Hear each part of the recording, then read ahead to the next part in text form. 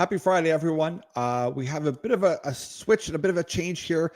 We made a bit of an error regarding Dr. Quinton Hennigh and Crescat Capital to talk about Snowline Gold. We have to reschedule it, but can't say enough about Snowline Gold. It's been a great success in the past year. Yesterday, they closed their $20 million financing. I think with tariffs discussion and then that closing, stock dropped a bit, but it's been quite a story. That syndicated raise was done by Cormark, BMO Securities, Canaccord, National Banks, the IBC World Markets, Scotia Capital, amongst others. So a great placement in a very tough market just before an election and in an unloved sector. So great to see that for Snowline Gold. It's just motoring along, and we're going to have a chance to talk to Dr. Hennigh down the road here. But obviously, I mean, there's a lot happening in the markets, and people are probably inundated with calls. We'll get back to them. And as a quick kind of backup and pivot, we'll talk a little bit just acknowledging tariffs and the market's response to this entire reshaping that the U.S. is leading the charge in, but also recognizing that underneath that is that reminder of the Belt and Road Initiative that's coming out of China. We suspected that sooner or later, if the West was attempting to remain or relevant or to claim any kind of dominance for the future regarding any renewables, they're already well behind the curve. I mean, fantastically behind the curve. And that's a deeper discussion as to whether or not the West, with the current regulations and setup, and especially if you're more prone on the left side of ideology, it's strongly unlikely you're going to be able to get many projects done just based off ideology alone. So there is that pushback in the States to say, we recognize that we have to get these projects done. They're critical, they're important, and we can't have special interest groups be able to proxy stop them. You know, if they meet all the criteria, they meet the EPA, if they meet environmental standards and water standards, we're gonna greenlight them, and that's what we need. And if we don't have that, then the U.S., Canada, the West in general, Europe will be completely at the whims of China and possibly India to have to resort to get all of their energy from them, which, sometimes I scratch my head and I go, maybe that's the plan. I mean, certainly if you're a World Economic Forum type of person, that is the plan. It's a redistribution of wealth. It's this idea that the West has had its time. We need to pay for the sins of the past, and that not only should we have to pay for it, here in our countries, but our money should be sent out, and that also we shouldn't do any projects anymore. Meanwhile, projects are done elsewhere. And once again, we try to avoid a lot of the politics unless it's glaring in your face. Brookfield just announced a $9 billion pipeline deal, and as you know, our Prime Minister Carney, who just relieved himself of the board, I think he was chairman of the board of Brookfield, has been the most advocate proponent of no pipelines, no oil and gas, no energy from Canada. He doesn't mind it comes from other places, but none for Canada. You're not allowed to do it, which I think is very interesting. It's a very interesting take to have, that they want to restrict Canada's growth of resources while still doing a $9 billion deal to get a pipeline done. And yet people will not look into that or ignore that and think, oh, that's fine, that makes sense. In any event, that's the times we live in, and it's very challenging nonetheless, and everyone feels it right now. My hope is that we are on a cliff right now. In the U.S., they have the cliff of $35 trillion debt that not everyone, most mainstream news doesn't want to talk about. Now, it's not that they're trying to avoid talking about it for it's kind of conspiratorial reasons. It's just that most of them buy into the modern monetary theory in which you could pretty much print money indefinitely, and that should be fine. And in which case you would just keep on hiring people And if government spends it, it's considered GDP, and you keep growing. My contention is that most of that money spent, that if you're trying to print money to boost GDP through government spending, is waste. And this is the big fight. It's not only just that people are losing their jobs, that whether they were honestly working or a significant amount grifting, or with all these NGOs that were funneling money and all the corruption, which no one would disagree that that's happening. I mean, it would really take a very special mind to think that there isn't waste and whatnot. You can argue about the level of waste coming from, whether it's Canada, whether it's US, but it is interesting to see the level of hatred to want to clean up the waste in order to deal with the debt that they have. And part of it is they want to encourage millions or trillions in, which they've done already. They've encouraged trillions of dollars into the US in foreign investment. Of course, a lot of Canadians are now thinking, well, you know what? Canada's not really open for business. Maybe we need to be having our business domiciled in the US.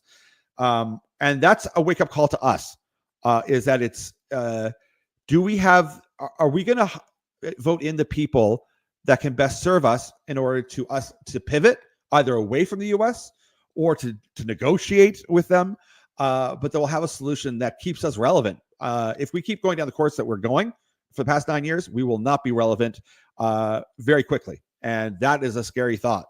In any event, part of the backdrop of all this is the Belt and Road Initiative. And we haven't really addressed that in a little bit of time. It's, of course, a massive undertaking by China. And, there's rumors that, amongst this too, and let me just take another backdrop, because rare earth seems to be a big proxy discussion about this, and we've heard about it from Ukraine point of view. But there was a news article the other day saying that the U.S. is possibly rumored to be in talks with Russia about a rare earth deal. Now that's very interesting, because if you're of the side of, well, Putin and the Russians own Trump, this would be a mark for you to say, look, I told you so. They're talking about doing a deal for rare earths with Russia. If you're on the flip side, you'd say, well, listen, the fastest way to de-escalate war is always trade. If you can make people wealthy, that tends to simmer down things a lot. So one would say, listen, the biggest olive branch you could offer someone is trade and to work together, and we can maybe resolve our issues that way. So on your whatever perspective you share, that's you'll go forward with that. But it is interesting to see that was even in discussions. And we see often that Russia tends to ally with China most of the time. They've got a lot of deals together. And then what could this mean to BRICS? We know that Trump's take on BRICS is you're not moving forward with that. If you decouple from the U.S., we're coming after you. So we follow all these narratives.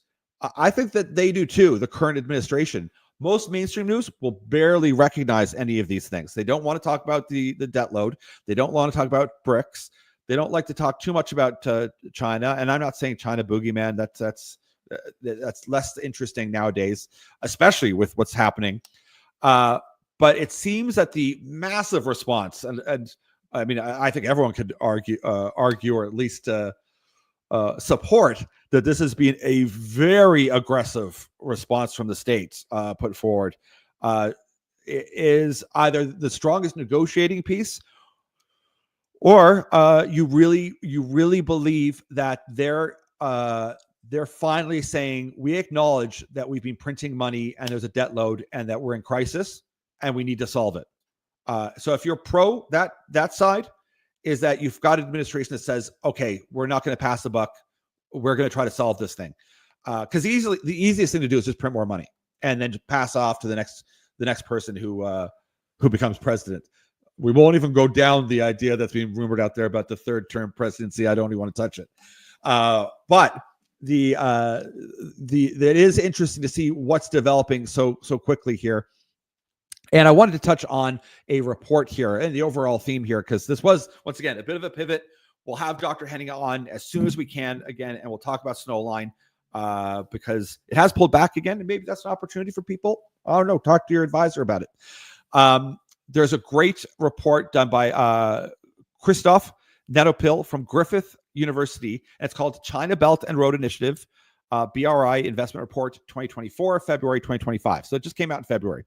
And it talks about all the investment and construction deals across 87 partner countries. The total engagement is 121.8 billion, 70 billion in construction contracts, 51 billion in foreign investment or direct investment. It's certainly a big part of this is the green shift. Now, places like China and India can do this shift very quickly because they just mandate it. They're not going to deal with someone saying, I think that this is my land and I want to take you to court for 5 years. They'll just say, no, we're developing it. That's a big bonus. That's nice to have that. Now, of course, that has its downsides. That's pretty obvious. But they are light years ahead as far as that green shift. And some would argue maybe it's so far ahead, and because of the system we have in the West, unattainable for us to ever reach. But that being said, their coal use, sky high. Their fossil fuel use, sky high. It's not diminishing. And it's interesting under this notion of peak oil.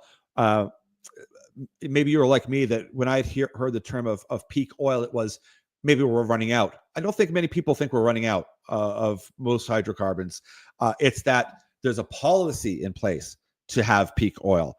I don't know if that's going to hold up either, but we'll see.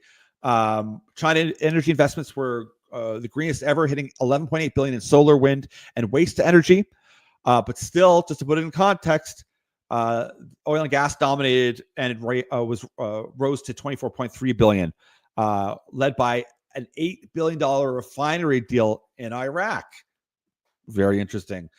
Coal, also huge win in China. Despite the 2021 coal plant ban, it's still being a critical resource there. And they're very hungry for it, let's just say. They were kicking out coal plants like I think once every 3 days. That would obviously make people scratch their head as to, wait, are we actually doing this transition thing? Like, how come we're worried about a pipeline in Canada where Canada is about 2% of world emissions, yet they're opening coal plants every other day in China? Doesn't, that economy is a lot bigger than Canada. It accounts for what, 15 to 20%. Shouldn't that be more concerned than worrying about, dropping off 0.1% off of 2% from Canada? Kind of seems like a waste of energy to me. Metals and mining focus hit a record with the One Belt Road Initiative of 21.4 billion. So that's things like lithium, nickel, and graphite. And you have to remember that this is being fueled by like BID and EVs of their own, and batteries. They're very forward thinking in regards to batteries. But the biggest thing is that they are the end producers, or they refine all ththis metals as well. It gets sent to China, gets refined, and then gets sold from there. And that's an issue. This is all part of, once again, the entire tariff discussion of, is it smart to outsource everything to other countries? If you have an ideological idea that the West lives in a post-manufacturing, post-worker kind of, and just simply where we all just, think about things, that's our main focus is that we're inventors and that we're administrators and that we run money, but we don't actually make anything. I think that has to stop. I think we have to get back to, no, we want to control that supply chain. We need to actually make things. And once again, I'm not saying that working in manufacturing would be the most exciting thing in the world, but I bet you there's a lot of people that would be happy to have a high-paying manufacturing job than to have no job. In any event, we've got a couple of reports, one being a little bit of a synopsis and just kind of our take and some notes regarding this One Belt, One Road initiative here that was written by from Griffith University, from Christoph Netopil. It's a bit of a cheat sheet that people can refer to if you want. It's right on our website. It just kind of goes through what they're doing. And also we have one regarding energy or oil and gas as well, because that is center stage right now. Especially if you're Canadian, everyone's heard of drill baby drill in the States. It's no different here in Canada. We have an opportunity here where we could support the transition with some money, and we can liken and look back to when our ex-prime minister had told Germany, when they were looking for liquid natural gas, that he said there's no business case for Canada to supply Germany with liquid natural gas, which was a lie, a flat out lie. There is a business case, and currently there's talks with Japan. There's all sorts of deals getting done right now in the oil and gas sector. There's a massive need across the planet for especially LNG. Never mind oil.